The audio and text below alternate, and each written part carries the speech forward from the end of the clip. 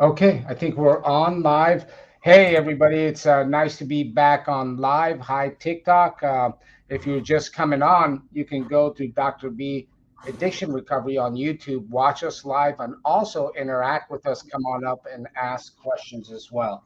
I got a really cool guest here today, and his name is Paul. He goes by Pablo. Jumpsuit Pablo, I think, is his name on social media.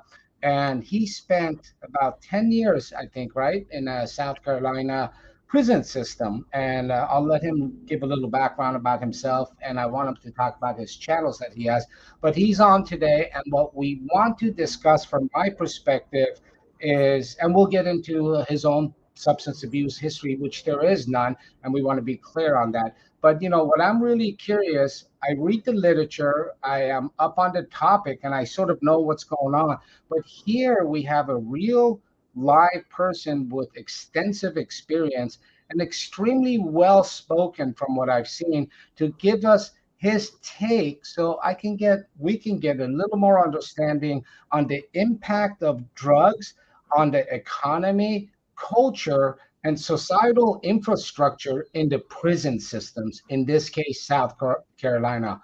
Paul, hello. I am really excited that you're here. How are you?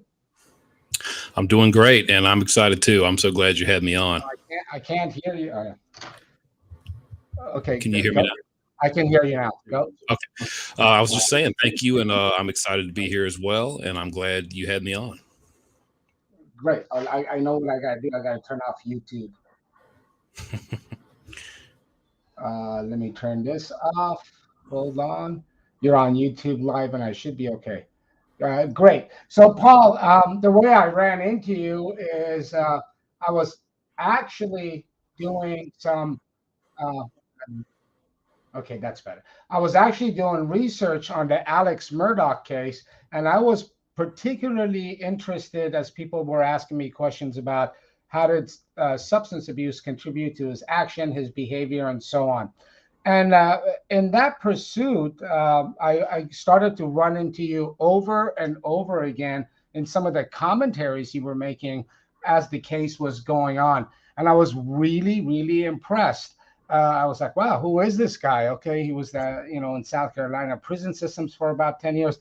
Tell us a little bit about yourself. By the way, guys, he has some great channels. I think they're down in the link in the description below. Nicole put them on, but I want him to give us a little background about himself. Then we'll just jump in talking about all things with prison and drugs and anything else that comes up. And I invite all of you to pop on, get in the queue. I think Nicole, if she can turn that on and ask questions. So Paul, tell us a little bit about yourself, please. Well, as you mentioned, I'm from South Carolina. I was born and raised there. I actually come from a preacher's family. Once I got into my late teens, I just got a little rebellious, got into a little too much on the wild side, got in a little trouble, and I did commit an armed robbery. And I received 10 years in South Carolina State Prison for it. So that's where I've been. I'm 30 years old now, so I've kind of grew up a lot back there, and just decided I was going to come out and follow what I wanted to do, and make up for some lost time by following a dream. And that brought me here to the internet, and so far so good. So just doing what I can, given what I have to offer. Fantastic. I gotta ask this. Now I'm gonna ask it about before you went into prison. I gotta ask this because that's what I'm all about. Any drugs or substances before you went in? Um, yeah, in my teenage years, definitely. I mean, we're partying in high school, and a little after high school, I'm doing a little drinking, smoking some weed. It's really the main things. And then that must have, how old were you when you went in? When I went to jail for the charge, I was 21 years old. You were a young man. And I was also surprised when Nicole told me this was an armed robbery thing. And I know they're pretty heavy on armed robbery. And although 10 years is a hefty sentence, at the same time, I've seen so much more for armed robbery. Tell me a little that, was that a good sentence for you, or were you, Um, obviously it's shocking, but give me your perspective, your back view on that. I think it was, it could have been a lot worse, of course. And there is a mandatory minimum of 10 years for an armed robbery, specifically in the state of South Carolina. So there was no way really for me to get any less than 10. So I'm just grateful that it was no more. Yeah, that's actually fantastic. Supportive family and social circle while you were inside and now. Well, they were definitely supportive. If I needed them, I did have that family. Your mom, mom's never going to give up on you. And I also have three sisters. But 10 years is a while, and everyone's just growing up and living their life. So I kind of had to just do my time inside and just kind of make my own way. But if ever I did need some support, some emotional support or anything, to where I reached out to them, they were definitely there, in whatever way they could be. Fantastic. Let's get into it real quick. I see a lot of people jumping on TikTok. If you want to interact with Paul and myself, get on YouTube, Dr. B Addiction Recovery. There's also information about Paul's channel on there. And I think we have it also posted elsewhere, but Paul's on there, and jump on jump on YouTube.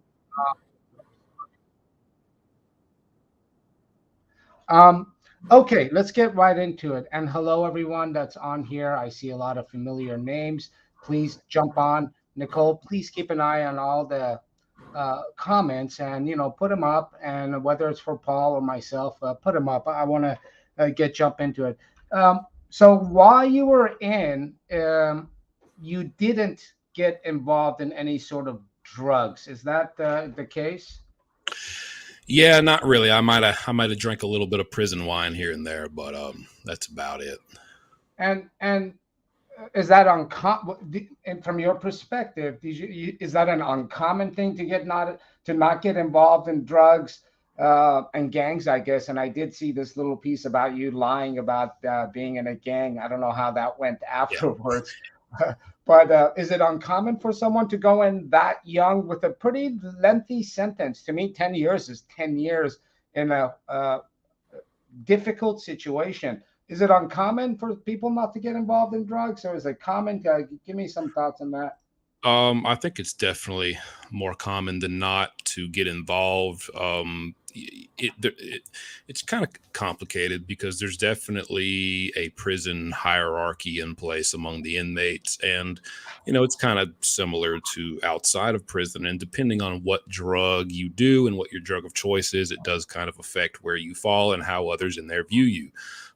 Which that can be the case out here a lot, and so, I think some people, usually the ones who are in gangs, there might be specific rules as to what drugs you can do. Usually that's just going to be, weed. And even though, it's not really a drug, but tobacco, you can smoke tobacco, you can do a little weed, and you can drink.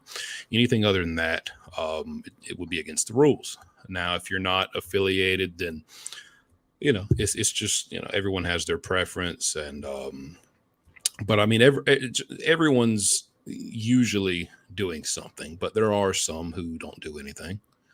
What is the dive a little more if you can? What is the thought process about if you're in a gang? There's certain drugs you can do, and what is that all about? Is it because it's going to make you unable to perform your duties? What is that about? Yeah, I think part of it is just the fact that they expect you to be a representation of that gang. And so on one level, going back to the hierarchy, you can't be doing things that are looked down upon by everyone else. And then also it's like awareness, when there's times of the day where everyone can come out and kind of be together on this main central part of the cell block. There's also a rule, like you have to have your tennis shoes on. You can't come out there in some slippers that are also issued to you. You have to have tennis shoes on just in case some physical altercation happens between gangs. And it's for that same reason that you can't be on certain drugs that they feel are going to take away from your ability to perform if any type of riot or gang, battle or anything takes place. And also if it's drugs that, and this can even come in to play when it's alcohol, which they're allowed to do. Now, if you get too drunk, it's just a known thing that if you can't handle your alcohol, you start going around and you get a little aggressive more than usual. And, that can cause a lot of problems too. And if you're known to do that, then they may specifically say you, in particular, cannot drink. It just depends on the person. But yeah, it's all going to come down to, something that hinders you from being able to perform. If something bad happens, and also if it's something that is going to make you go cause problems that as a result become a problem for the entirety of your gang that you're affiliated with. Do people usually follow those rules that you can't do this drug or that drug within our gang or the whatever social group you're affiliated with? um I don't know about usually. A lot of them do. There's many of them who don't, and they do it secretly. um and there's some who do it and they may get caught, and you got to face consequences from your gang for that. It's usually going to be a physical consequence. They have a way of dealing with that. But some of them, I mean, I've in extreme cases, I've seen guys just repeatedly every day they get physically punished for doing it, and they'll just go do it again. I guess it's kind of prison politics. If it's someone who, in other ways, is very important to the gang, then if you keep doing it, they won't kick you out.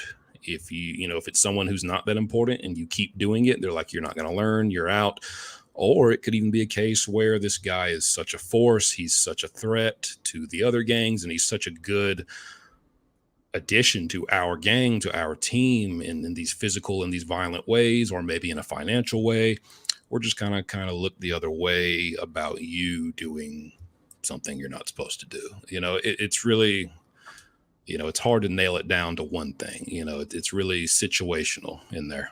Sure. So the decision's sort of made depending on the person, the impact it has, and what they bring into the gang and the general prison ecosystem, as you will. I think that's what you're saying. Right. Why do you think it was you didn't get involved in drugs? Well, I never really did them before I went in. I mean, drugs. I mean, like smoking weed isn't that bad to me. I don't really have a taste for it anymore, but I did before I went into prison. And, I did try it in prison, and I guess it just wasn't fun to me. It's not really a good environment for me personally to smoke weed. I don't want to be high on weed when, just either I'm closed in this very bare, very, this very small room with nothing to do. There's a lack of food in there. You're usually pretty hungry, and that's just going to make it worse. I mean, there's lots of things. And then also just, general paranoia. I don't feel necessarily safe. These aren't friends and family and people I've known my whole life who I'm comfortable being high around. These are people who are just, everyone's out to benefit and capitalize off of someone. And, trouble could start at any moment, and you don't know if you're gonna, somehow be pulled into that or involved. And it's just not an enjoyable experience for me to be high on what I would do, which is weed. So I kind of just quit doing it, and it costs money. It costs money, and money, for a lot of people doesn't come that easy. And I'd rather spend it on food. Me personally, I'd rather just make sure I got my food in there. The harder drugs, I just never had a taste for it, and I felt like I didn't want to go to prison and develop an addiction that I didn't already have. I didn't want to come out of prison worse than when I went in. Was my thing personally. Sure. And thank you for that feedback. And I'll tell you why this is where it's sort of the Dr. B's approach to thought and these issues. It's really fascinating to me, your feedback. And I'll tell you why. Because, the idea, not just me, I didn't come up with it, I'm not that smart, but, the idea, there's an idea out there in the substance abuse world, both clinical, scientific, and the general public, that substance abuse to some extent is a response of trauma in your life, in your historical narrative. In addition, It is a coping mechanism for a reality that you're trying to run from. The answer to that issue in the world out here is, well, if we're going to talk about prevention, raise children right. And what it really means, it's not an attack on parents, but more than anything, it's an indictment of the environment we're growing up with, where we don't build human connections so we can have proper emotional, psychological, and cognitive development. Now, here you are, a guy that went to prison for a pretty heavy crime, right? As these things go, for a Yep. pretty lengthy sentence, as these things go, for at a very young age where you're still impressionable. And I don't know if you know this, you may know this. Forgive me if you do know this. In the United States, in the West in general, we don't think of an adult brain. People usually quote the number 26, but I would say it's closer to 30. So here you are with an immature brain, and you've already clearly made a few bad decisions. And yet here you are in this situation making really, really evolved and developed decisions. And that really fascinates me. And it really speaks to crime and punishment versus rehabilitation. Maybe it would have been better if this guy got a lighter sentence and we would have given him some education, some edification, some opportunity to grow at a shorter period of time and get him out. Just a thought I had, about your own response to that. I don't know if you have any thoughts about that, but I would say clearly you had good social support in terms of relationships and bonds that gave you that comfort to make your own decision. And kudos to you. That's pretty cool. Thank you. Um, uh, Tell us the pattern that you saw, or if there's any thoughts you have of so how do I want to ask this? What I'm curious is if the drugs in prison reflect the drugs in the free world, for lack of a better term. If it's in the 80s, is everyone going to be doing cocaine in there? Now it's the opiate epidemic, and it's moved on from the heroin. They call it the fentanyl epidemic now, and now the trank dope, benzo dope, gas station heroin, all this stuff. Uh, are the drugs within that prison system, within that prison society and economy, do they reflect what's out there, or is it very restricted to what can come in? And how do they get in? We can get into that in a second, but tell us what sort of the drugs in there. I presume you can get anything you want, but give us your thoughts and feedback on what you saw in there. Um, it's definitely modernized. It's definitely got with the times. Everything has, and I've talked to a lot of guys who were there 10 years ago and they didn't even have cell phones. And nowadays, almost, every third inmate has an iPhone or a smartphone in there, and it, that matches the drugs. And your main, I would break it down like this. There's people are bringing it in to sell it because it's a huge moneymaker. And so, as a seller, they're going to bring in the big three that are always going to sell to the most amount of people. And that's going to be loose tobacco, because it's cheaper just to buy the big 1 pound bags of loose tobacco than a bunch of packs of cigarettes. They're going to get that, and they're going to get weed, and they're going to get K2 or spice, whatever you want to call it. And the reason for that is, half the inmates are there for and this is just my prison system, but half the inmates are there for non-violent charges, and the other half are there for violent charges. If you have non-violent, then you do receive good behavior time. And if you something like, fail a drug test for weed, that will take away from that time. So those will usually be the ones who don't want to smoke weed and they'd rather smoke K2 because it won't show up in a drug test. And then if you have a violent charge, you don't receive any good time, like myself. And so it doesn't matter if you fail a drug test or not. Who cares? And they'll smoke the weed usually. So that's the big three they get in there. Now they definitely get in meth. There's a lot of meth that gets in there, and because there's a demand for it. You don't really get crack because it's just not in demand. Anyone who would do crack or coke, might as well just get meth. you know, um, Other than that, they do get opiates, they do get pills, heroin. I've certainly seen it, but it's something like that. Or, I've seen LSD. I've seen things like that. I've seen the edible gummies. Things like that are usually going to be specifically requested by probably, let's just say, for instance, there's a guy who's getting all this stuff in and he has the ability to get in whatever he wants. He handles all that. And there's a man who he has a preference of opiates or heroin. And he's been in the dorm. He's got a reputation. He's known. He gets money on a regular basis. He spends money on a regular basis.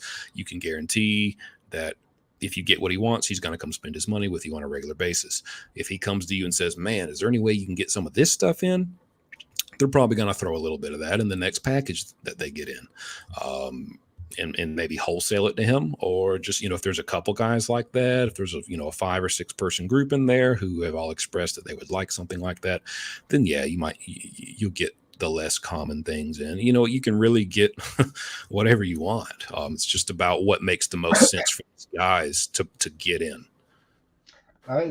That's interesting when you told me the top 3 is loose tobacco, pot, and spice. For those of you that don't know, or if you may not know, spice is a synthetic cannabinoid. Okay, it has been. I don't know what states how it's going now, but we would have people buying it as an herbal from a gas station.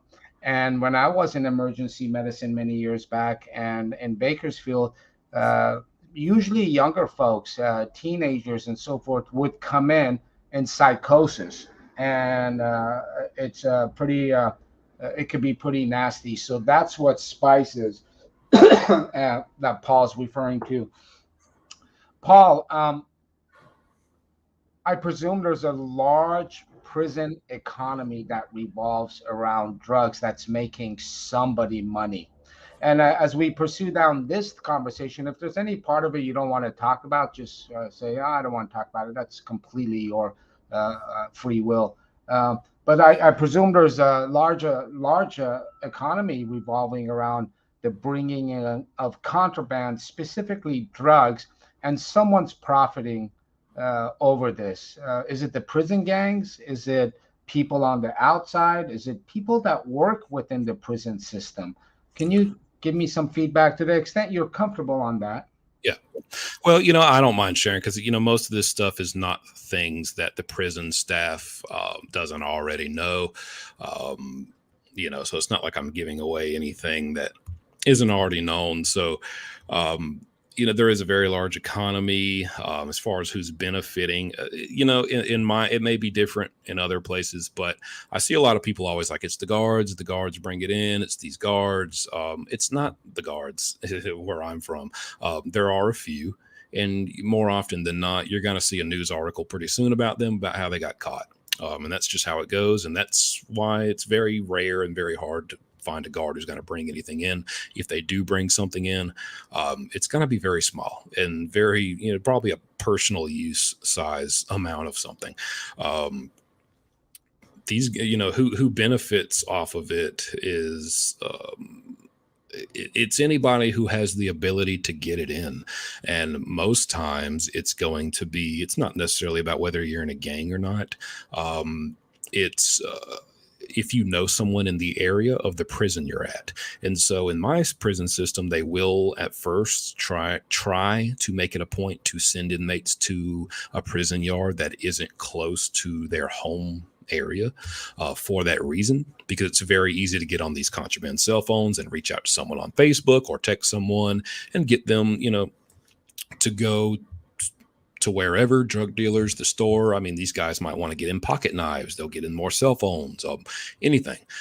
They kind of just send them on this big errand trip, and they'll fund it by Cash App. I mean, they can do anything on these cell phones that we out here can. And, they'll get all the stuff and they'll put it in a big package, and they'll usually come through the woods and throw it over the fence. And the staff is aware of that, And these prisons are just understaffed. I mean, it's just as simple as sometimes they catch it, sometimes they don't. um, and they're just going to keep trying and trying until it gets in. So it's all about knowing someone that they call a thrower, who's going to come get all that stuff and throw it over the fence. Now, that's usually going to be someone who lives in that area. um, so that may be a gang member, but it may be just some guy who's not in a gang at all. But it is going to be common for, if it is someone who isn't in a gang, he's probably going to want to rub elbows and include a gang, probably the strongest gang in that cell block, whoever has the most influence and control in this operation that he's doing, and make sure they benefit from it in some way, just to make sure that in exchange for that, when he gets all this stuff in, then nobody's going to run up there and take everything he's got, because he's automatically associated with this gang. It's kind of their combined efforts, and everyone's going to leave that alone. So he's free to make his money off of whatever he got in. So that's how that goes. Wow, a lot of this is new information to me. And I was actually a little bit shocked about the prevalence of cell phones, because that's not a small thing to hide.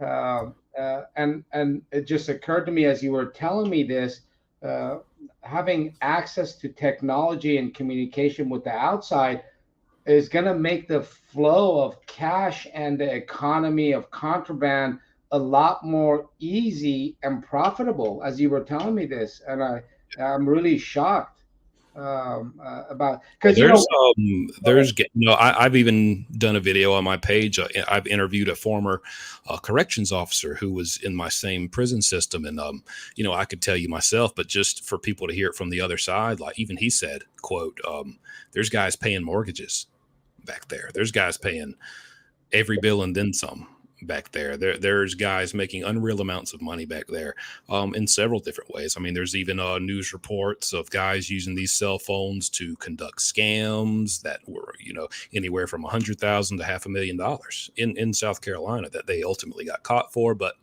I mean, they still made that money, and there's still who don't get caught and they make that kind of money.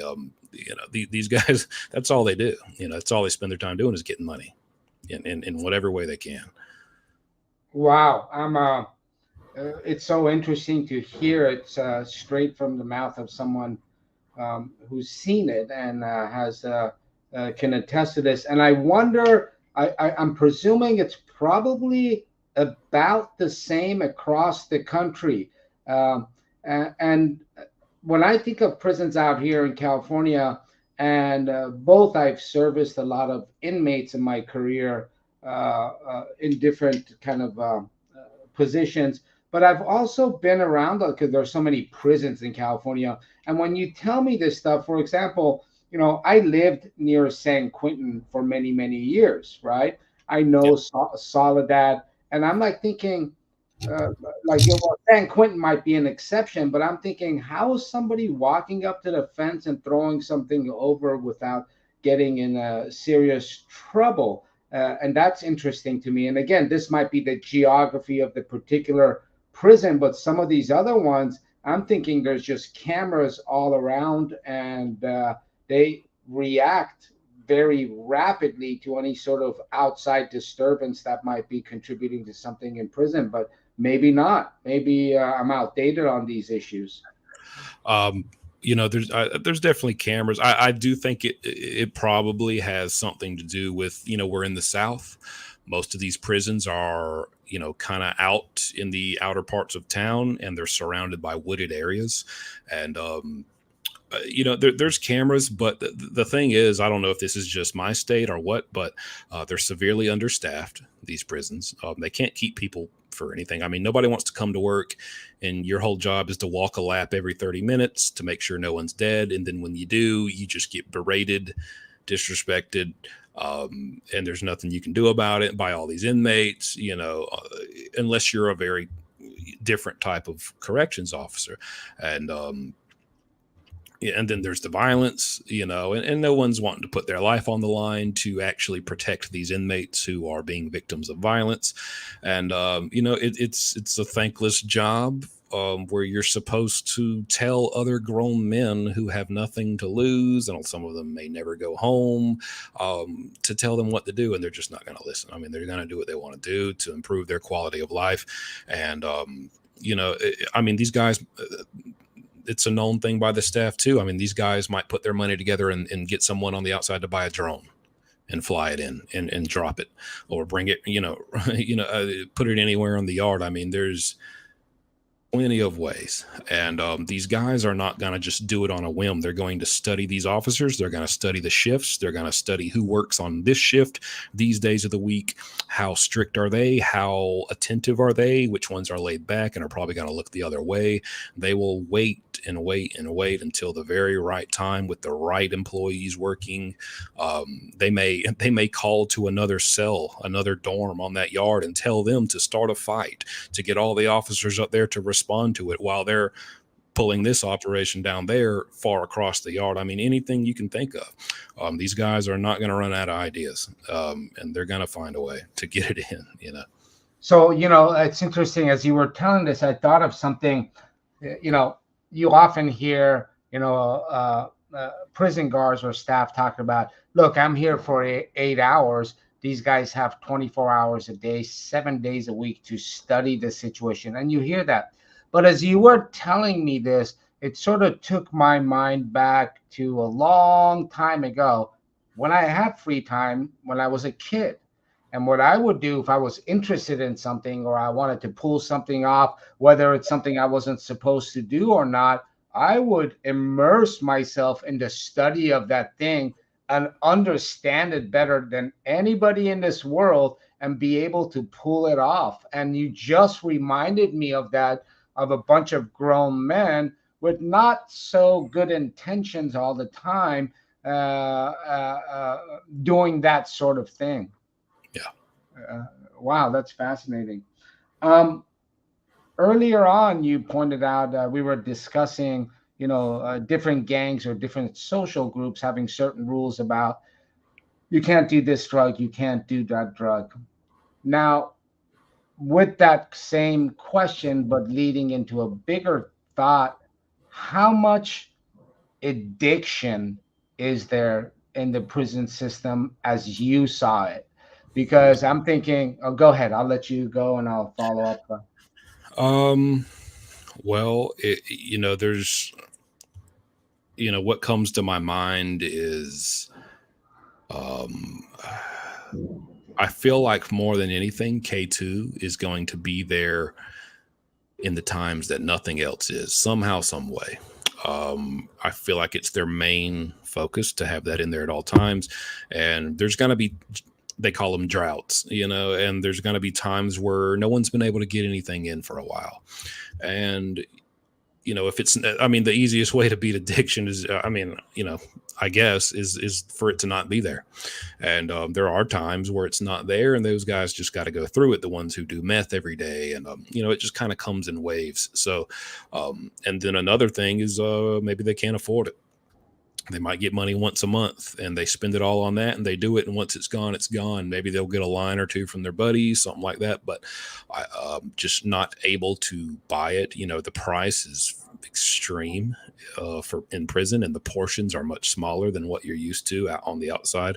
So it's just harder to financially and just, other ways keep that same amount and that consistency of doing that drug in there.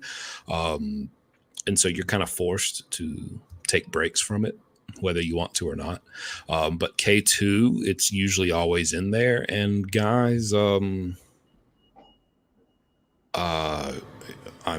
they're definitely addicted to it, and they definitely feel it like a bodily, if they try to stop. And K2 just has guys. It's the wildest one because it'll just have people doing all the time. It depends on the batch of chemicals that are in this particular bag of K2. So it'll have guys throwing up, turning green. It'll have them running around the cell block screaming. I've had guys drop down to their knees and pray to God, thinking that they were who knows where. Guys got to throw them in the shower. I got videos on my YouTube of some guys on that in the prison bathroom, just holding on to walls and flopping around, and it's crazy, And then they'll get right back up and do it again, and smoke it all Wow. over, and they love it. And when other guys see them go through something that bad, they're like, "Where is it? Who's got that stuff? I got to go get it." They seek it out. The worse, the better. And there's definitely addiction in there, but um, there's involuntary breaks also, and but as soon as it comes back around, they're back on it. So I don't know. I wouldn't know how to. That's just the facts, I wouldn't know what to make of it. Yeah, and for those of you out there, again, K2, as Paul also described, in this situation, it's sort of could potentially be a mixed bag. But with K2, you can have palpitations, paranoia, intense anxiety, vomiting, confusion, poor coordination, even seizures. Okay, and also the other thing with K2 is people have a propensity, because it has to do with the half-life and the complexity of the ubiquitous number of receptors it hits. People have can have persistent cravings and a need to redose, like you see, like crack cocaine.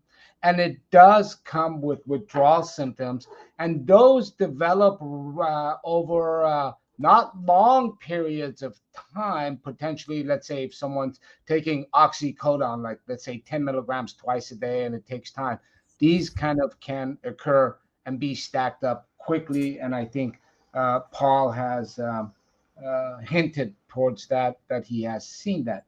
I'm going to move a little bit away from particular drugs and something else that is compulsive, creates compulsion and repetition. How much gambling is there and in the prison system? Well, there's definitely gambling. Usually gonna be poker. You got your guys who that's their thing. Whenever they open up the cells, they head to the poker table. It can be for money, like I said. You got Cash App and all that. It can be for money. It can be for drugs. It can be for big piles of food. Whatever. And then on top of that, there is a lot of sports gambling. When it's football season, they have they call them squares. They make these gambling boards and go around the dorm to anyone who wants to participate. And you get just guys personal bets on games. Yeah, there's definitely a lot of gambling in there. And just to make sure, gambling is not legal, or it's not allowed within the prison system you were in. It's technically on paper not allowed. They're very aware that it's happening. I mean, they see the guys at the poker table, but I feel like they just, and this is with a lot of things, they just, even smoking cigarettes and stuff. In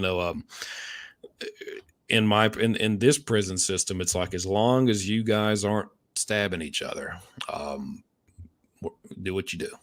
Like if gambling is gonna occupy you to where you're not over here stabbing somebody or beating somebody, then fine, do it. They're kind of just fine with that. And I can see I don't feel any need to criticize the staff.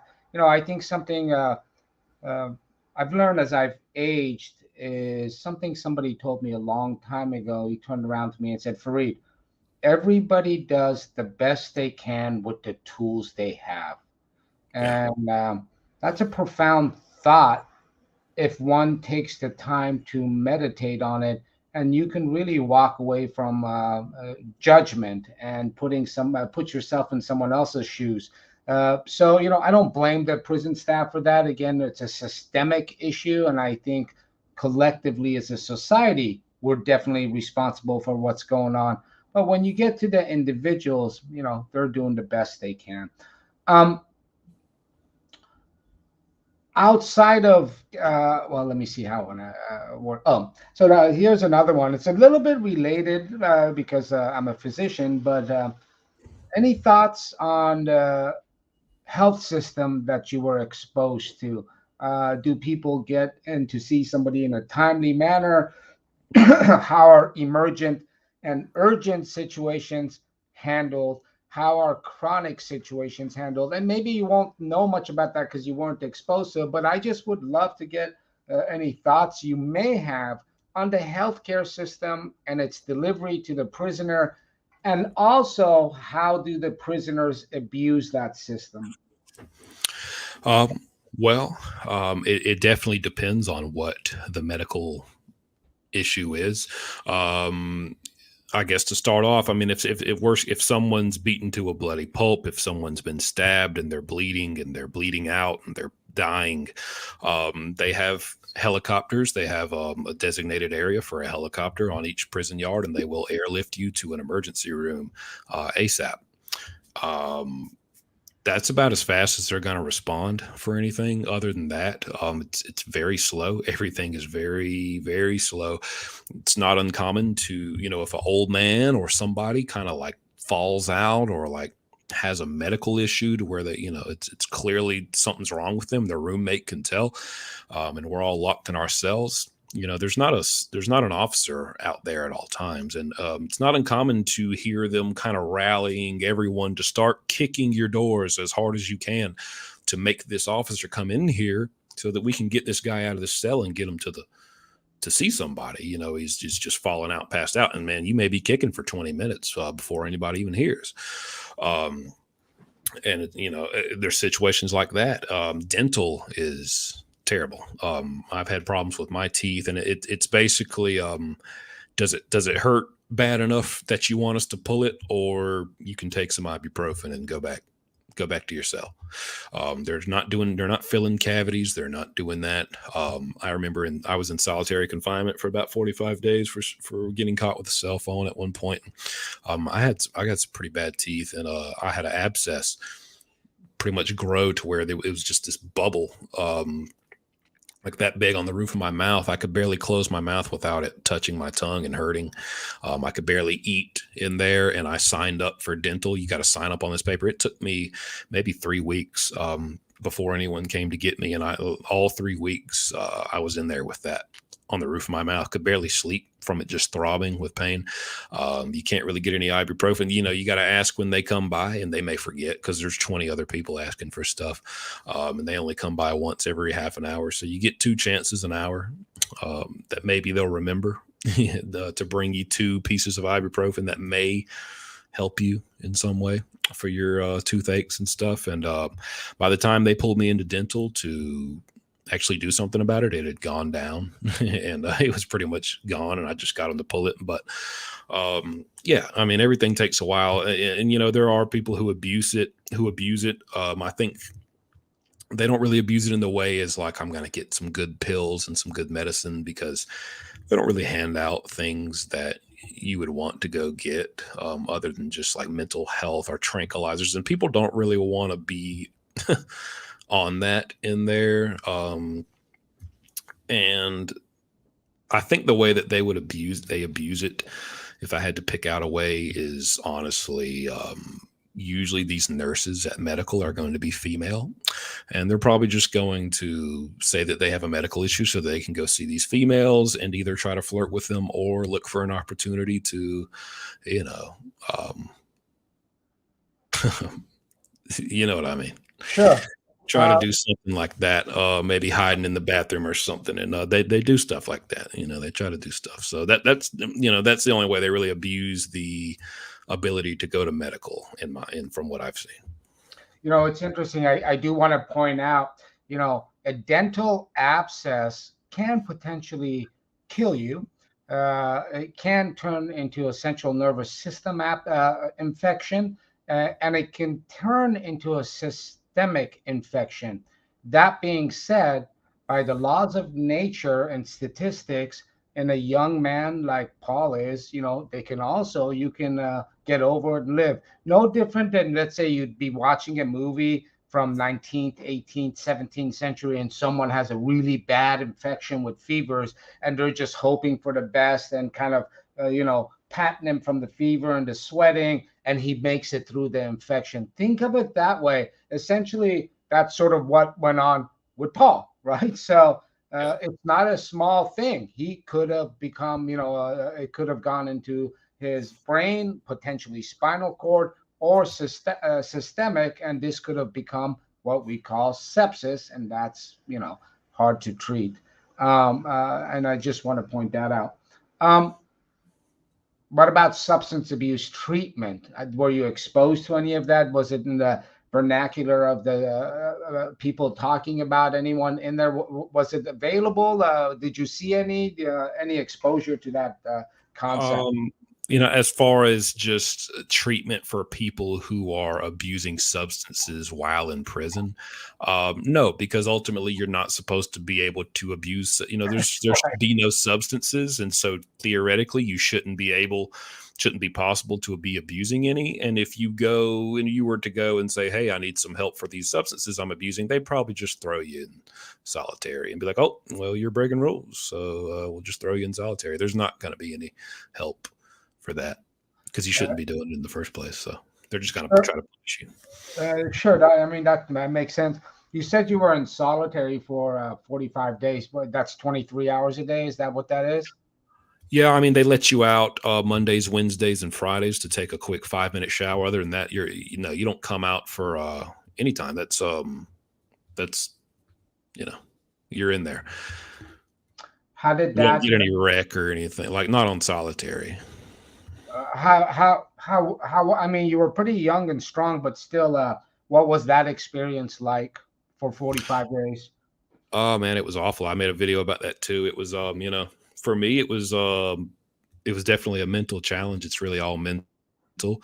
Um, I kind of heard, and they might keep a guy up there a year, 2 years, depending on what he did. And thankfully, mine was only 45 days. It was really supposed to be 30, but they didn't have any more room for me once my time was up on the prison yard. They didn't have any available beds or cells, and so I had to stay there another 2 weeks until one came open. And I've heard guys that I knew from years back in prison, good guys, for what it's worth, and heard them just kind of slowly just losing it, in the cells beside me. And your mental health just deteriorates. Guys start talking to themselves, start talking to people who aren't there. And it's sad and it's scary because you wonder, is this going to happen to me next? And for me, that was always my biggest fear. I wasn't, I kind of accepted, hey, I'm going to be in prison for a decade. I'm sure I'll get roughed up. I'm sure somebody's going to, hit me a few times. I'm going to get in some fights. It's going to happen. I made peace with that. But what scared me was I don't want to mentally deteriorate. I don't want to lose my mind, and I was really worried about that. And so that was a scary thing for me. But, I mean, I made it through. But yeah, solitary it's definitely, it'll wear you down mentally. Yeah, Pacing, a lot of pacing. I still pace in my house to this day. When I get in deep thought about something, I'll just pace down my hallway, and it's a habit I haven't, been able to leave behind in prison. Specifically solitary, I would just walk. You get stressed, anxiety, and all these thoughts. The past things you kind of been suppressing, maybe some things you saw or heard in prison, maybe the present, how bad your current situation is, and then what am I, the future, what am I going to do? Where am I going to go? Where are they going to send me? Will I know anyone? How am I going to start all over? In this new, each cell block, who knows which one they'll send you to? You don't always just go right back where you were. It's honestly, it's pretty rare that you will. And, each cell block is like a neighborhood. It's like a community, and you build relationships, and you kind of depend on each other for certain things, and you kind of get comfortable. And now you don't know where you're going to go and how it's going to be. And then all that stuff just kind of just weighs on you, and you're pacing, you're stressed out. You're just going through it, and yeah. did you, if I may ask, and I don't want to overstep, even though people talk, it's not a big deal, but I myself professionally always try to be sensitive. But I think you've been out about a year. Uh, yeah, a year. This past January would have been a year, so a little over a year. Have you needed to, or have you received, did you seek any kind of counseling or mental health stuff, or do you feel you need it? And again, I feel a little funny going this. I know people talk about this stuff all the time. I don't. I keep that, I don't want to world exposure to this stuff, but you seem pretty open. So I'm just going to throw it out there. I didn't. I was very concerned maybe my last year before coming home. I feel like in a way, it gets harder when you're getting that close to coming home after doing so many years. And most other inmates, they don't want to hear that, like, well, you're going home. What's so hard about it? Well, because for all the time before that, it's like, all I got, you can't wait for the day I go home and it'll all be great. And that's your only thoughts about it. And then it comes that time and it's like the real things start coming in, like, you know, eh, interacting with people in there is very different than interacting with people out here. And am I going to be able to do that? Am I going to be able to adapt back to that? Where am I going to live? What am I going to do? What am I going to, these questions aren't things you think about 5 years before you go home.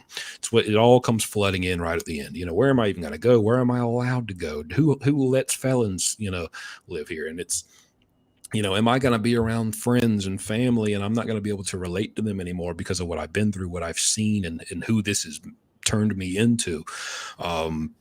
Because it does change you. And so I would worry about that. Um, and I actually I had a contraband cell phone. I feel like I would have been so much worse off without it, honestly, even though it's against the rules. Imagine if I had had no cell phone, I would have had no social media or going from 2011, 2012 to 2022, basically, how much has changed in the world and just in society, in culture. I would have been in shock. I would have had no idea, about it. So much has changed. And I was able to see that and kind of keep up with that by having this cell phone. And so it wasn't such a shock to me. But I also would do things with my cell phone, like I found an online therapist who I would have these online chats 30 minutes a week. And I would just kind of talk to them about my concerns because I really, really was concerned. I wanted to come out of here not worse. I wanted to be better. I didn't want this to beat me and change me into somebody I didn't ever want to be before I went to prison, And so I really took extra care to kind of make sure. And then even when I came out, my friends have told me since, they said, man, when you first got out, I didn't know if you were going to make it. You were just, I didn't like people walking behind me. I couldn't go in malls. People were really close. When in prison, people kind of know to maintain a distance from everyone just because there's, just little things, little social cues and stuff.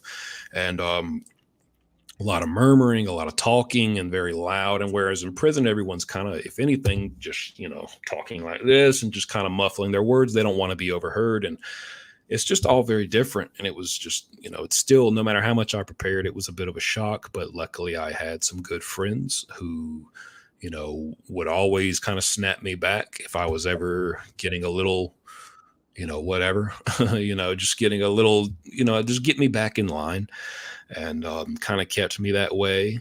I think with that and just how much I wanted to not repeat this cycle that so many go through, that I saw so many do, who I saw go home and would be back within 6 months. I didn't want that to be me so bad that I have figured it out. And I haven't even fully, I don't know if I ever fully will, be able to leave behind everything, because that was a third of my life that I spent in there, but in just little things like pacing, and just small things. But for the most part, I think I'm good now. But in particular, I didn't go to therapy once I got out. I didn't see anybody, but I definitely was, probably anything else you could do, I was doing it. So you just gave a wonderful, beautiful, very eloquent description of this last year.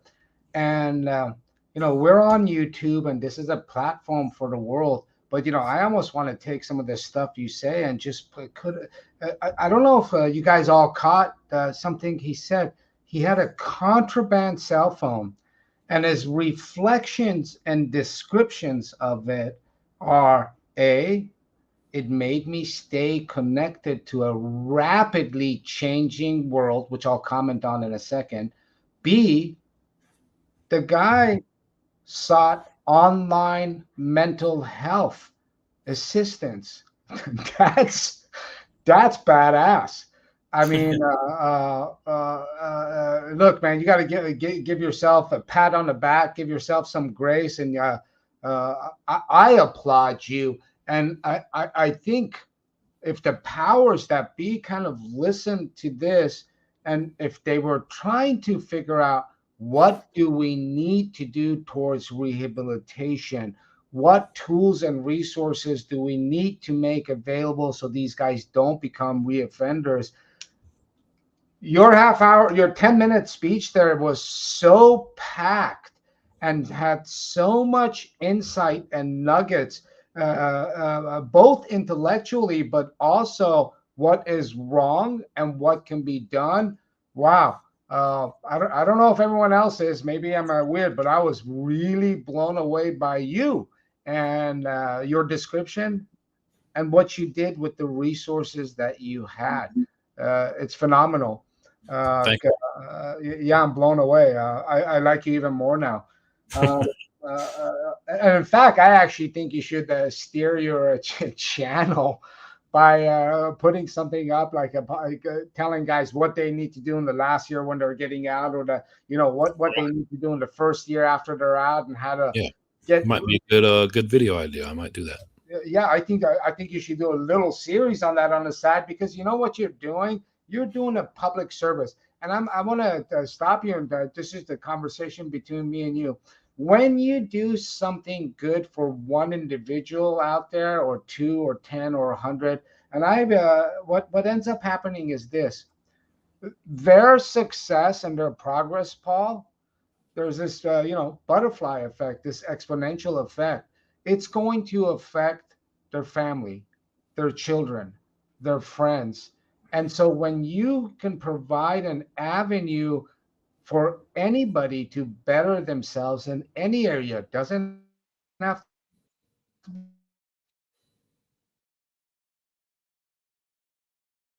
so far beyond that individual person. And I actually think you have the tools and the gift of communication, which most people don't have nowadays, to do that. I want to point a couple of things out. Paul talked about, hey, from 2010 to 2012, can you imagine the changes? There's a classic piece of work, it's a book, I think written 50 years ago, and I've read it a few times, but it's been many years. I think his name is Alvin Toffler. I'm sorry if I'm getting it wrong. And the name of the book is Future Shock. And this guy was sort of a all-around intellectual and an academic, but that book actually points out this one particular issue. He says as society evolves, there's always been change and we've had to adapt. And technology, when it first came around, in the most primitive way, contributes to that.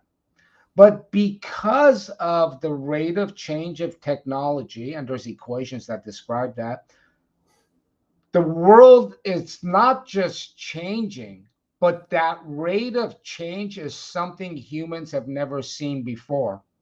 And in fact, the rate of change in the so many things that's being thrown at each individual in society is going to have an impact on their mental health, growth, development, and identity in all the Freudian senses and otherwise. That being said, so what I'm basically saying is that change is happening so fast that even those of us that are in society are going to have a difficult time and impact on our mental health. Now, here's someone that's actually isolated in sort of a draconian system with four walls.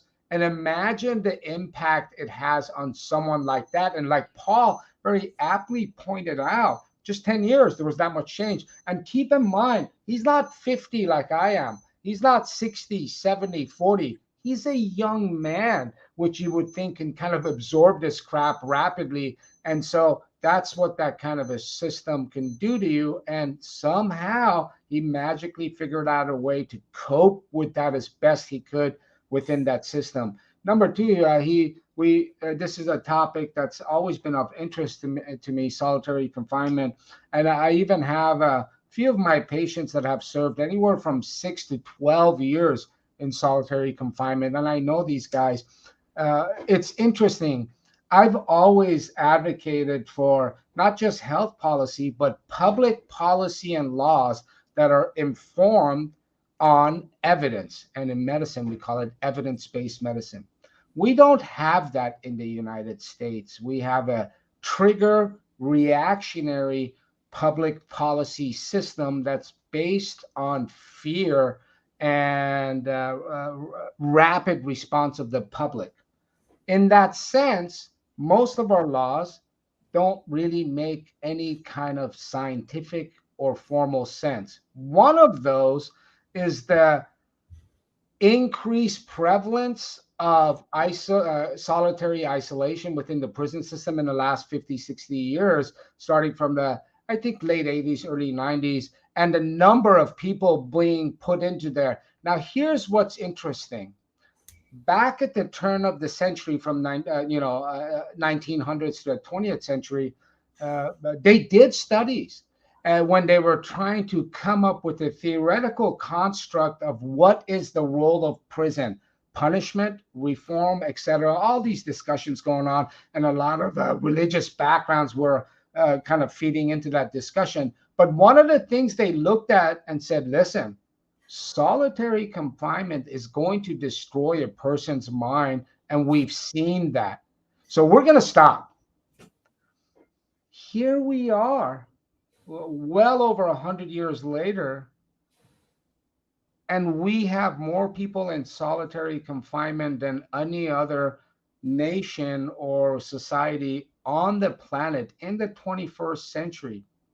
And when these guys, I mean, it's just bizarre to me, the decisions that we make and our perspectives and our lack of thought about what we're doing and the choices we make to human beings, whatever their crime is, and many of them, much less than you would think, and the impact of that. Because, this person's going to come out. I mean, he's going to walk into a Target, and just the lights and the sound. And I was going to mention, but you already mentioned people walking behind you, but somebody opening the door or hearing a cash register, this guy's going to go berserk. And you want this guy to go back out in society and perform when he didn't have the tools in the first place. And most of the time, there has never been any true effort of rehabilitation and reinstituting someone for the society that they have to go out to. And you made me think of a lot of that, Paul. Yeah. I'm going to take 1 second, and I've never done this, but I'm going to send a secret shout out to somebody very special who may be watching. And the shout out is to the moon and back times infinity times 100 forever. So I want to say that to that person. Let's get back on.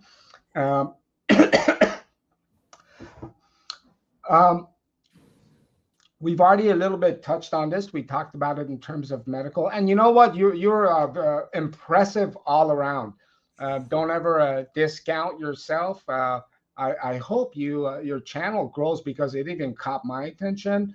And guys, please don't forget. He goes, what is it? Pablo, Jumpsuit Pablo. That's what you go by. It's Paul's name. And I'm a fan. In fact, I think I've already subscribed, and I'm so impressed all around. It's good to know that something like you exists in the world as it's going to crap. We talked about mental health services. What did you see in terms of availability? Excuse me.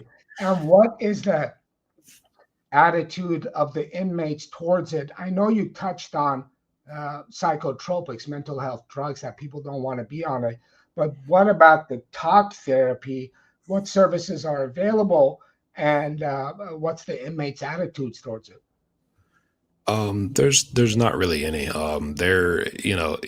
If you have a mental health problem, it's bad enough that we can put you on some medication and basically just shut you up, you know, or deal with it. There's not like you can go have a session where I'm just talking and it doesn't involve finding out what kind of medication you're going to give me.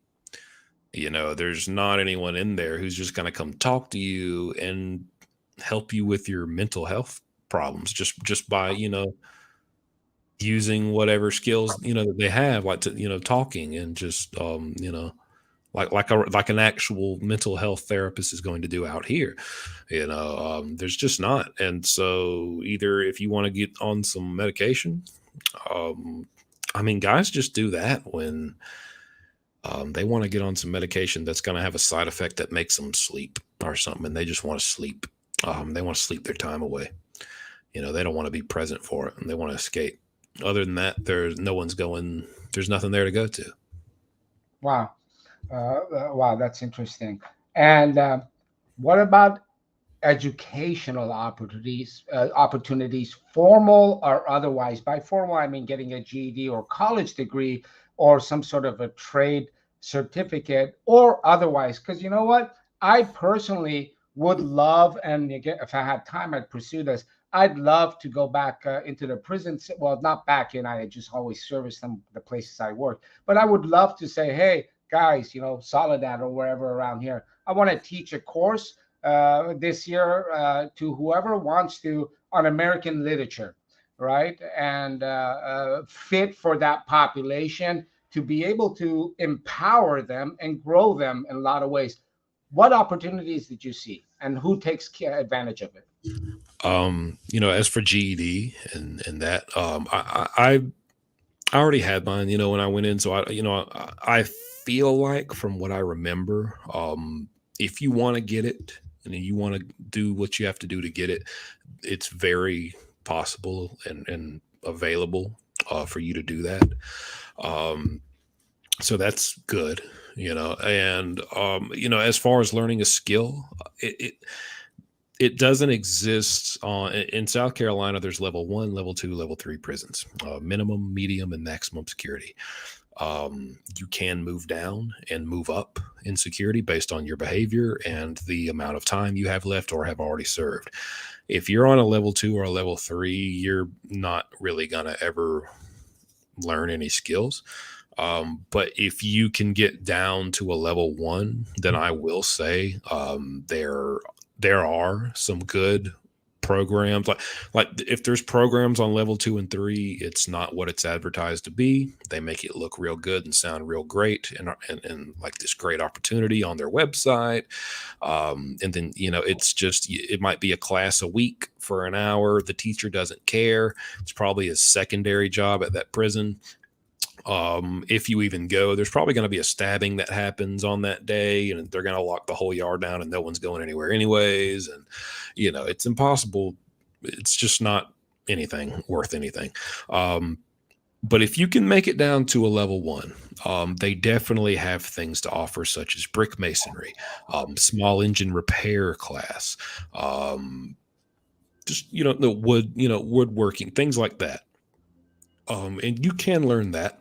And I think they do a pretty good job of teaching. Like, realistically, I think if someone wanted to learn a skill and to be able to take out there and like pursue providing for themselves by the skill they've learned, I think it's a well put together class, and you get out of it what you want. And you could, I think those are some good classes. Good. I'm um I gotta I'm having a hard time seeing you. I know what's wrong. I'm gonna turn this off for 45 seconds to adjust this. I want to say, Nicole, if you're there, and I know you were also impressed with Paul, if you're there, jump on the screen and whatever, ask him any questions you have. For you guys also, I'm gonna give you 45 seconds. I'm gonna turn my thing off so I can readjust this thing because I can't see Paul for some reason, and I think I know what's wrong. And I apologize. Give me 45 seconds, Paul. Nicole, if you're there, jump on, and then we'll start getting towards the end and wrapping down. I have a few more questions, so bear with me, everyone. I'll be right with you. Let me see if I can figure this out. Nicole, if you're there, jump on.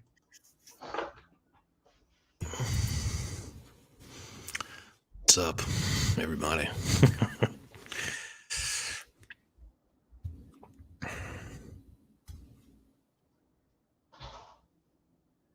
got to use the bathroom, I'm just going to hold it.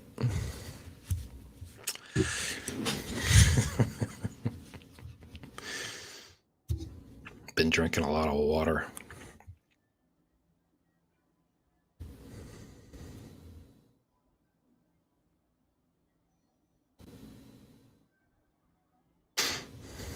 What's up, Ruby?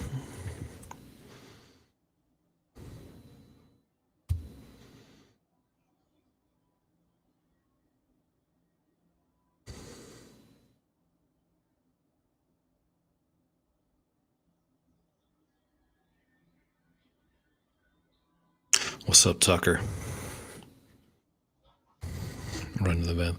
I'll hold it. I'll be all right. I don't want him to come back and be like, "Oh man, he left." Oh, I'm right here. I'm just setting this up. Sorry, I think I got it. Yeah, I'm not. I just wanted to. Okay, you're on. Okay. Sorry, guys. I just have. So hey, if you got to go to the restroom, you want to run over there. Give me 1 sec. I'll be right back. It's a casual thing, guys.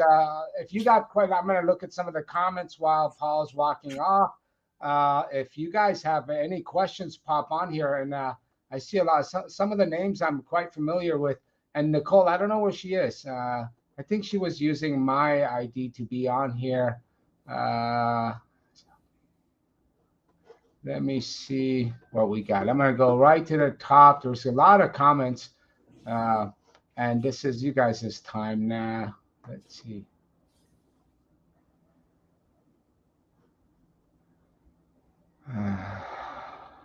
There's Nicole.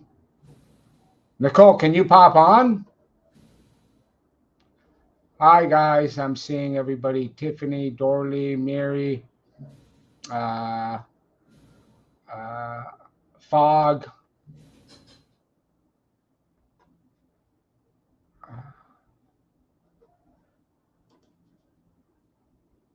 JN, what state? He's serving 10 to 15. He has 6 left for 15 grams of meth. Alrighty. That's kind of, I guess that's kind of my signature move. Every live I've been a part of, I've asked to be excused to use the bathroom. So. Oh, that's not a problem. We try to keep it very casual here. And I always have technical difficulties. And sometimes I have patient issues where they call. I was just looking at some of the comments. A lot of people were saying hello to you. JN just kind of put this up. And I was like, oh, I wonder what state that is. Let's see. We got Danny.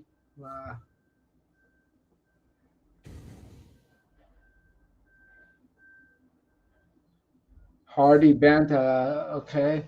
Hardy, I think Nicole can take care of that. Let's see what this is. The first time I went to lockup, I ended up snorting Wellbutrin and Ritalin because it's everywhere in there. Never touched either before I went to jail, messed up. Have you seen some of that kind of thing happen, Paul? Yeah, not so much in prison because it's they got the real stuff there. But in county jail before going to prison, then definitely Wellbutrin, that name pops back out at me. I think a lot of guys would snort it because when you snort it specifically, I think it kind of has the same high as cocaine. Yeah, I've seen that quite a bit with it's an antidepressant, and it's a great medication. But I've also seen people snorting it even out. In the real world. So absolutely.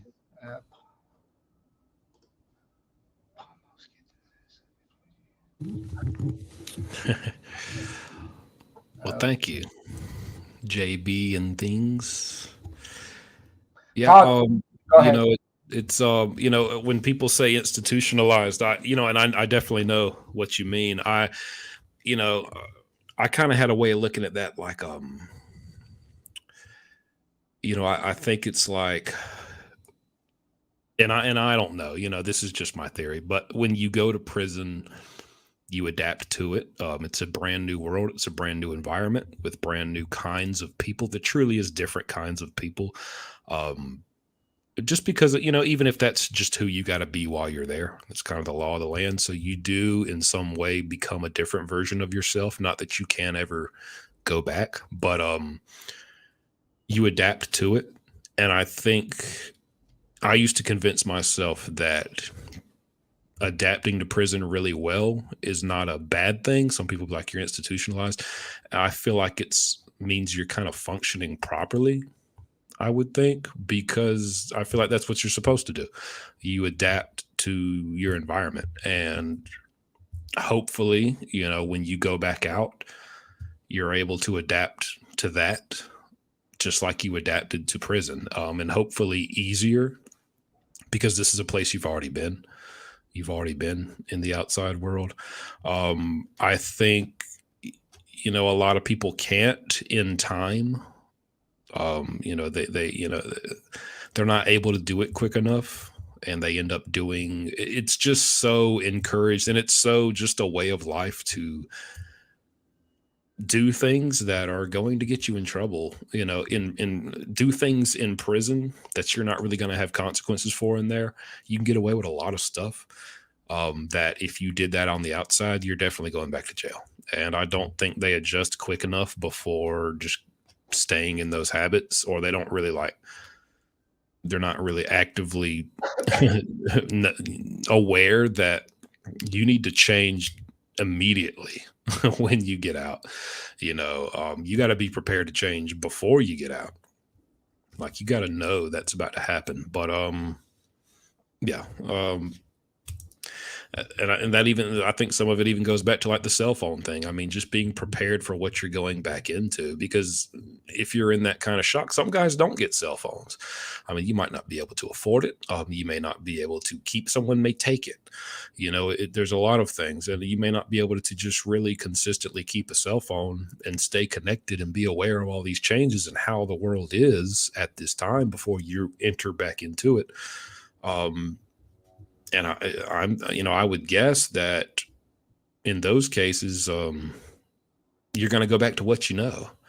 You're going to feel very out of place and uncomfortable, and you're probably going to lean more back into the prison life, and just the way you acted and institutionalized, as you would call it, and they just go right back. That's what they're comfortable with.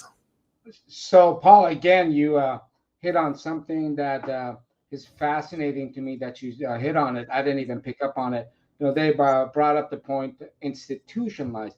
And we actually use that even where I used to work in a Bakersfield area. We talked about a physician being within the county system for 30 years, right? And he might have been brilliant. In fact, this one was a world leader in coccidioidomycosis, a sort of fungal infection. But we used to joke around, say he's institutionalized. In this setting, you pointed out two things that is often talked about in the outside world within a particular line of thinking in psychology. And I'm going to give you two labels. You talked about resilience, which is essentially being screwed or something really bad happening, and how to be resilient to it. The other related thing you brought up, and these are all almost technical terms within psychology world of these, this line of thought. The other term you brought up, or concept, is how to deal with adversity, come out the other side better. You just described, dude. This is why I say, you have a potentially very bright future. You just brought up two concepts, and I think they're called positive psychology group or whatever. That's a whole different issue. But the two ideas you just brought up is often taught to corporate leaders. Wow, I didn't know that. Uh-huh. And they pay significant sums of money for this kind of this particular line of thought and psychology. And two strains of thought in there is how to deal with adversity for corporate leaders and so forth, and and resilience, which essentially, I just read an academic paper on it by one of the guys that's kind of the leaders in this field, but he was talking about giving some examples. Joe Blow's the part of management for this car company, and he was really banking on putting out this line of car. He's been working on it 6 years. He's got 6,000 people under him. All of a sudden, gas prices go up and nobody wants a car anymore, and the CEO of this, a multi-gazillion dollar company comes down and says, we're shutting down this branch because of X, Y, and Z. How does this person react? It's the same thing. And another future that just kind of occurred to me is you can potentially, even start making, labeling your thoughts and comments. Getting a little more information about exactly this amazing set of nuggets you're putting out there that has been researched in the formal world, whether it's someone in prison, coming out of prison, going in prison, or anything else you can think of. So that was pretty cool. Uh, Thank you. Yeah, I would have rather paid to learn that too than spend 10 years learning it in prison. yeah. Daniel, I'm so gel in England is so different. Thank you so much for sharing. Okay. Oh, that's Nicole. I just saw something else about someone talking about juvenile, and I thought it was a great thought for you to respond to. Yep, just like Paul said, I think this was about. Yeah. Yeah, the medication. Yeah, and see, I saw this comment too about passing the time. That's another thing, and I didn't really touch on this.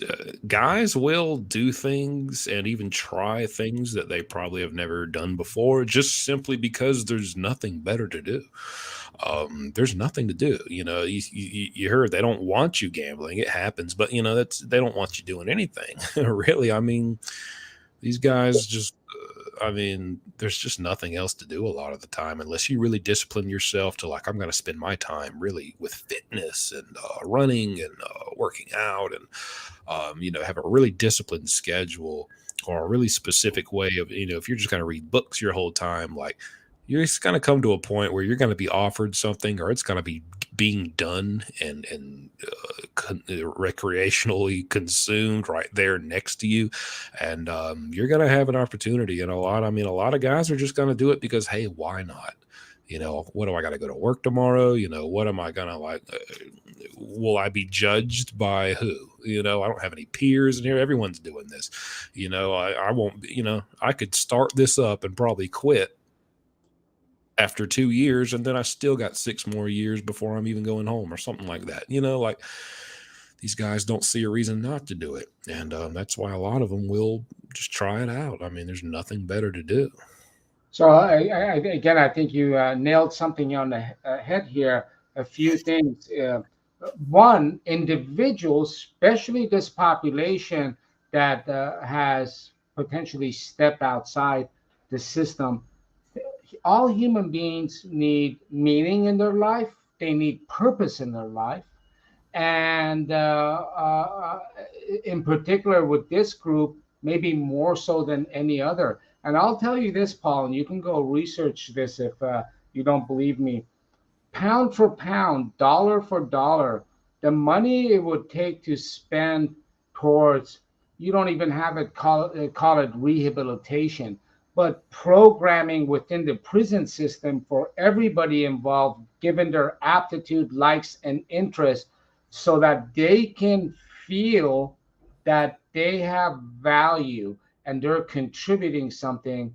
You would change the whole outcome of reoffenders and decrease violence, mental health issues, and substance abuse issues in prison. And the thing is, it's a lot cheaper than what's being done today. And you pointed out how these guys feel. I'm gonna go. There's so many comments, and I apologize. I'm kind of skipping the middle, going down to the bottom. Paul, if you see anything, I just want to see if there's. Oh, here's something from. One about the Suboxone. I've seen that, and that's kind of number one. Suboxone, the strips, they're going to be brought in just because it's simply so easy to get in. They're so small and thin. There's just so many different ways, some ways that aren't really necessarily known. So I'm not going to be the guy to just say it, but point is they're definitely in there if there's a request for them in there. I feel like that's more of a specific, if there's some guys in there who go and tell these guys, hey, this is what I want, what I'd spend money for, they'll definitely get those in there. So yeah, I see those. I've seen those in there. Here's some. That's not me. That's Nicole. Yeah. Yeah. Thanks, Nicole.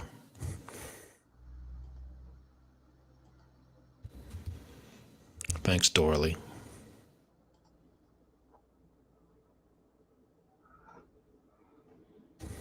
Carl, do you? I'm gonna get to the bottom here. Do you have anything you want to put out or share with everybody here? Any thoughts? And you don't have to have any profound thoughts, but I'm just wondering. And I get, because I talk about stuff on I go live. I actually go live on Wednesdays, so I will be live tonight, around probably 8 p.m. And people ask me when we get to talking about the subject of prison, what would I do to change it, or how can this be improved? And I don't want to presume to know the answers to that, because I don't really know. I just went to prison, and I felt like an outsider. I wasn't, I didn't come from a pretty tough life or a pretty tough childhood. Like I said, I was, grew up in a small town, and I was in a preacher's family. I wasn't really from the street lifestyle that a lot of guys back there are. And, I didn't already have a lot of street smarts. And I think it was just that I went to prison and kind of had to watch and observe and learn how things were, why they were the way they were, and how that came to be. And so I do have a really good understanding. You can tell somebody this is the way it is, but you don't really know why that's the way it is. And that's a lot of the things that I would try to figure out before I really chose what my next steps as I move throughout prison are. And so I was able to get a really good understanding of all of that. And that's why I'm able to talk about it. And so based on that and just my experience, if I had to say what could improve it, as far as the drug situation, or just as far as problems in general, violence, all of that, it's kind of all the same solution. The more privileges that an inmate has that can be taken away, it's the more control and the more incentive there is to not do these things and to partake in these things. And I mean real privileges that actually matter to the inmate. The most they have is like, nah, we're turning the TV off that everyone kind of watches, or you're not getting rec. We don't get rec anyways, especially since COVID. That was the perfect excuse not to let us out. I maybe went to rec 2 or 3 times that entire year or two. So, I mean, it's not like, there's nothing for them to take away. There's nothing to lose. And there's only all the more reason, like, why not do these things? And if they really want to stop people from getting drugs in, I mean, people can't do drugs if there's no drugs in there, and people aren't going to take the risk if there's something that they really care about, that they can lose. But these prisons they don't care to offer or don't have the means, I don't know why, to really have these privileges or have things that matter to these inmates that they don't want to lose and they don't want to mess up, and they're not going to take that risk.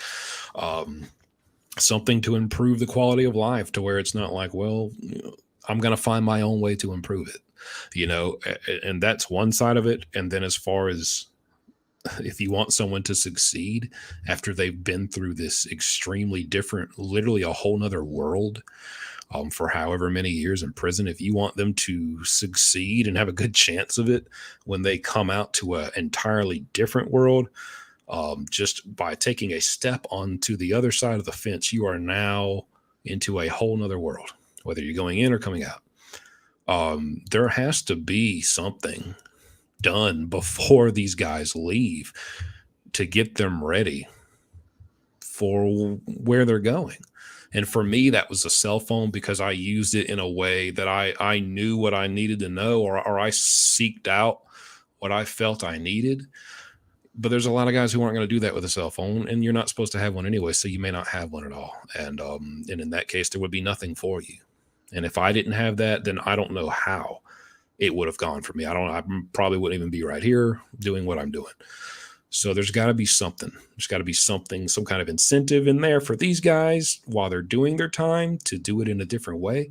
And then there's got to be something in place before these guys leave to kind of boost them and nudge them in a certain direction rather than just, hey, do it, figure it out, good luck. So, Paul, again, you open. By the way, Rami, I think Paul's answer was tobacco. Loose leaf tobacco is the top one, and then spice, and then weed. Is that correct, Paul? So, Yeah. so that he said that earlier. So, Paul, what you're discussing right now is some of the stuff I just touched on, which I applauded you on a little bit earlier. But let me tell you what you just did. You opened up a discussion. We used to call it opened up a can of worms of discussion that goes back hundreds of years, both with theoreticians and people that are actually working within the system, so forth. And I'm going to tell you, someone's going to come back to you, and I agree with you 100%, and I'm going to give you what I would respond. Someone's going to come back to you very thoughtlessly and say, what are you talking about? This is prison and you're there for punishment. It's not where we're supposed to give you things. And this is a common, again, I try not to be judgmental, but I'm just going to say it's nonsense and it's a very narrow-minded response. And nowadays, as I've gotten older, my only response, instead of getting worked up, if somebody said that to me when you were trying to present what you did, which is really the solution to all of it, it goes, because my response to somebody would be, okay, so you in this society, whatever this society is, and as a lot of people have certain religious values, Christian or otherwise, that they bring into these discussions, including capital punishment, prison sentences.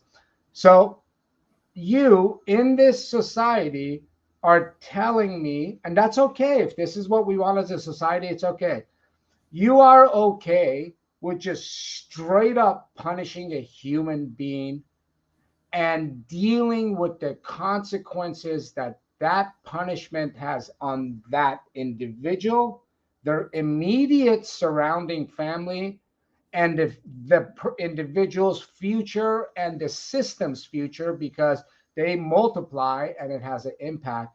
And you're okay with the fact that all of this costs hundreds of times more than creating sort of what you have described, giving people, you're saying privilege.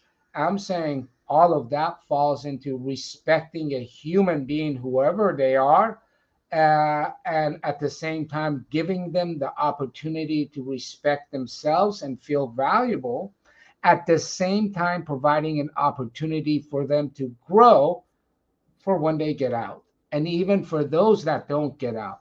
But we're choosing to just lock up Right.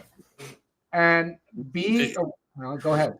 Not to interrupt you, and I get those same type, I get those kind of comments a lot, on my prison related videos, exactly what you're saying, about, well, they're there to be punished, and well, if that's the case, then why is it called a correctional institution?